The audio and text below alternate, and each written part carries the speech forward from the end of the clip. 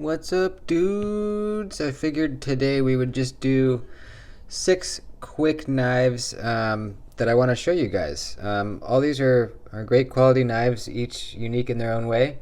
And just figured I'd show them off real quick for you, and let's get into it. This first one here is the CVV Fracture. And if you're just looking at it, you might not guess that it is actually a slip joint, meaning that it's not a locking blade. It has a back spring in here. We have a half stop.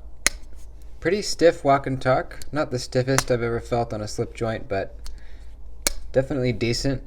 Pretty thin handle profile, pretty thin blade. It is a Tonto blade, so you're going to have 2 useful tips here to work with as you're carrying this day to day.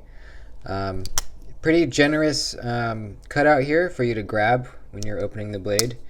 It's pretty difficult to do it with your thumb. You can, but I would not suggest it. It's just not convenient to do it that way. This slot here is milled out for you to grab it and open it this way. We have a deep carry pocket clip. We're looking at a blade steel of 8CR13 MOV. Pretty interesting little slip joint. Kind of a melding of classic slip joints with more of a modern touch. So that's the CVV Fracture. Next up, the Sun TS196. Here's another Tonto, but this one looks a bit different. We have the flat down here, and then we have the Tonto, but the Tonto has a bit of belly in it, and almost kind of a Persian style blade here. You can see the tip kind of swoops up. We have full titanium construction, big thick slabs of titanium. We have a milled titanium pocket clip. Pretty interesting pivot here. Looks pretty cool. Looking on this side, you might think it has some kind of special tool to get it to take apart the knife, but actually on this side there is a Torx head. Steel lock bar insert. This thing is heavy, but it's very, very comfortable in the hand. You can kind of see it gets fatter here towards the back, so you feel pretty locked into this knife. A little bit of a thumb ramp here. Really beautiful finish on the blade too. It's a belt sander finish on that thing. Looks great. Pretty smooth action. Not completely drop shut, but a little bit of encouragement. This thing's pretty sweet. Next up, the Petrified Fish Beluga, the full size. This is kind of just a rectangle here. We have micarta scales, not the softest micarta, but it definitely looks pretty good. Back spacer, lanyard post here, deep carry pocket clip. We have 2 means of deployment. We got the front flipper, which you might not think looking at it, but it actually works really well. And we have a fuller here, so you can get the reverse flick. And also, you can even slow roll this thing out. Or flick it. If you give it a little bit of wrist action, you can get it to flick out with the thumb. Action on this guy is surprisingly good. Look at that. Fall shut, baby. This blade is broad, but it gets very, very thin down at the edge. This thing is really slicey. Extremely comfortable in the hand. It's just a big block of micarta, so it feels good. It feels out your hand. Feels like you want to do a lot of slicing with this guy. Cool knife.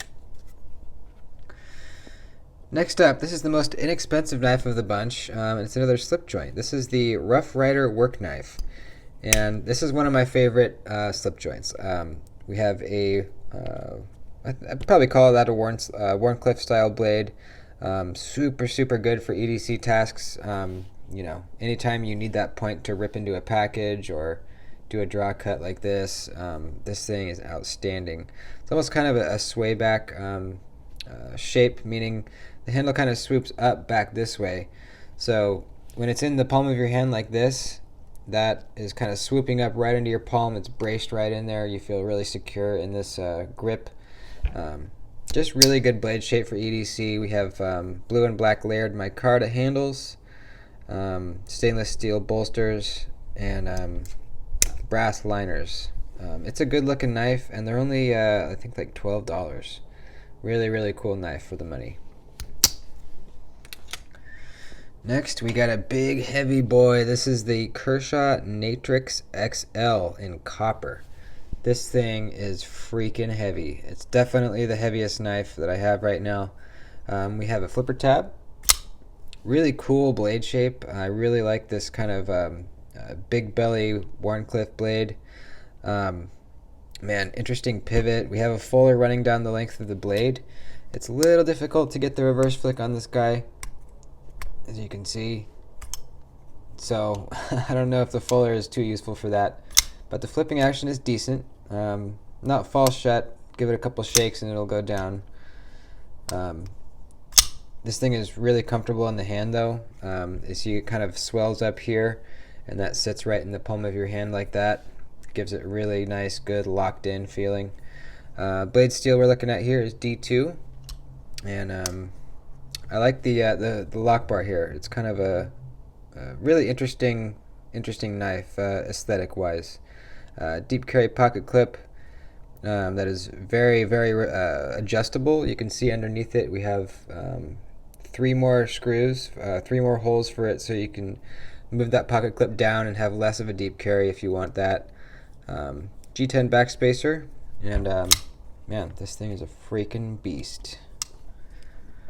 Alright, lastly, I'm not sure if this knife is still available, but I wanted to bring it to your attention. I'll look around for it and try to link it down in the description. But this is the Kershaw Rogue, and I really love this knife. It originally came with part of this titanium coated black, but I ended up sanding all that off.